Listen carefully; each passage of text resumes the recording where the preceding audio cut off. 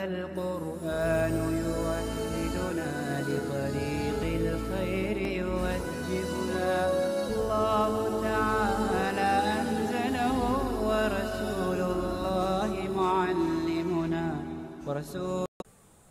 بسم اللہ الرحمن الرحیم۔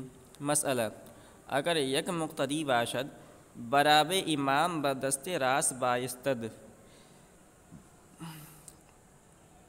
یہاں سے صاحب کتاب قاضی ثناء اللہ پانی پتی رحمۃ اللہ علیہ نماز کے تعلق سے، امامت کے تعلق سے، جماعت کے تعلق سے کچھ اور مسائل بیان کر رہے ہیں۔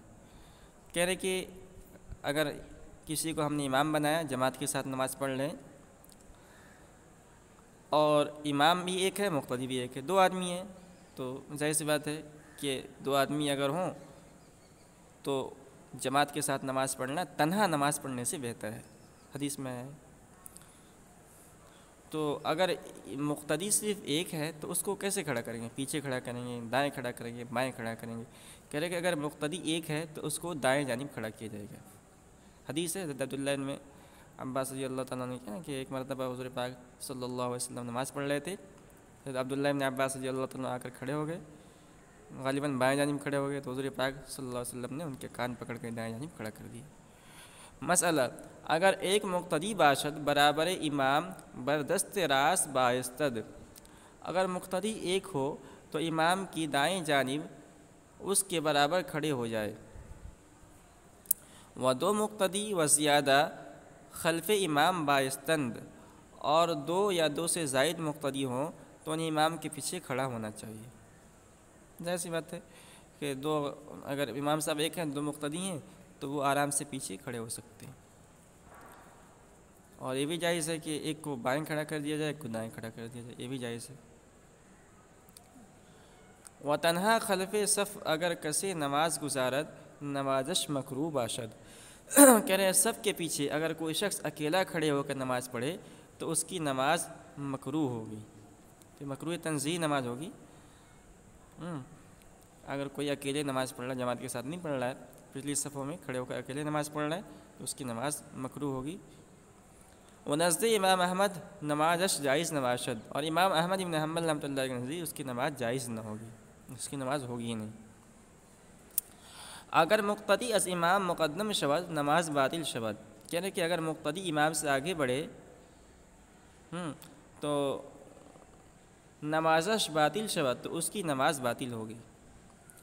تو جس بات کا دھیان رکھنا چاہیے کہ اگر امام صاحب کو کھڑا کرے نا، اس لیے کہا گیا ہے کہ اگر دو مقتدی ہو جائے نا تو وہ امام کے پیچھے ہو جائے، تاکہ کسی بھی شکل کے اندر نماز فاسد نہ ہو۔ اگر مقتدی تھوڑا سا بھی پیر اپنا امام سے آگے بڑھا لیا تو اس کی نماز فاسد ہو جائے گی، جس کا پیر بڑھے گا اس کی نماز باطل ہو جائے گی۔ اگر مقتدی از امام مقدم شود، اگر مقتدی امام سے آگے بڑھے نمازش باطل شود، تو اس کی نماز باطل ہو جائے گی۔ ابن ماجہ از انس روایت کردہ ایک حدیث نقل کرتے ہیں۔ ابن ماجہ حدیث کی کتابوں میں سے کتاب ہے، اور جو صحیح ستہ ہے، کتب ستہ جن کو کہا جاتا ہے، جس میں بخاری، مسلم، ابو داؤد، ترمذی، تو اس میں ایک ہے ابن ماجہ، تو یہ حدیث کی صحیح ترین کتابوں میں سے ایک کتاب ہے، تو اس کے اندر ایک حدیث نقل کرتے ہیں۔ ابن ماجہ از انس رضی اللہ تعالیٰ روایت کردہ کہ ابن ماجہ میں حضرت انس ابن مالک رضی اللہ تعالیٰ سے روایت ہے کہ رسول فرمود علیہ السلام کہ رسول اللہ صلی اللہ علیہ وسلم نے فرمایا کہ نماز مرد خانہ خود ثواب یک نماز دارد، کہ آدمی کی نماز مرد آدمی کی نماز در خانہ خود اپنے گھر میں ثواب یک نماز دارد، ایک نماز کا ثواب رکھتا ہے۔ یعنی آدمی اگر اپنے گھر کے اندر نماز پڑھے تو اسے ایک نیکی ملے گی، ایک نماز کا ثواب ملے گا۔ وہ نماز او در مسجد قبیلہ، اور اس کی نماز محلے کی مسجد میں ثواب 25 نماز 25 نمازوں کا ثواب رکھتا ہے۔ وہ نماز او در مسجد جمعہ، اور اس کی نماز آدمی کی نماز جامع مسجد میں ثواب 500 نمازوں کا ثواب رکھتا ہے۔ وہ نماز او در مسجد اقصی ثواب 1000 نماز، اور آدمی کی نماز مسجد اقصی میں 1000 نمازوں کا ثواب رکھتا ہے۔ وہ نماز او در مسجد من، اور آدمی کی نماز میری مسجد میں یعنی مسجد نبوی میں یعنی مسجد مدینہ یعنی مدینے کے مسجد میں، مدینے کے مسجد یعنی مسجد نبوی میں ثواب 50,000 50,000 نمازوں کا ثواب رکھتا ہے۔ وہ نماز او در مسجد حرم اور آدمی کی نماز مسجد حرام کے اندر ثواب 100,000 نماز است 1,00,000 نمازوں کا ثواب رکھتا ہے۔ تو اس حدیث سے جماعت کی فضیلت واضح ہو جاتی ہے کہ جماعت کے ساتھ نماز پڑھنا کتنی بڑی فضیلت کی بات ہے۔ آدمی اگر تنہا اپنے گھر میں نماز پڑھ لے تو اس کی نماز تو ہو جائے گی، لیکن اسے ایک نماز کا ثواب ملے گا۔ اگر وہی نماز آدمی اپنے محلے کی مسجد میں جا کے پڑھے تو اسے 25 نمازوں کا ثواب ملے گا، اور بعض روایتوں سے معلوم ہوتا ہے کہ 27 نمازوں کا ثواب ملے گا۔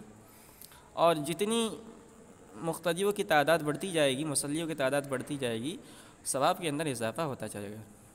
اس لیے جماعت کی نماز کا اہتمام کرنا چاہیے، اور کبھی بھی تنہا نماز نہیں پڑھنی چاہیے، یعنی کوشش یہ کرنی چاہیے کہ آدمی جماعت کے ساتھ پڑھے، خواہ اس کے لیے روپیہ پیسہ خرچ کرنا پڑے۔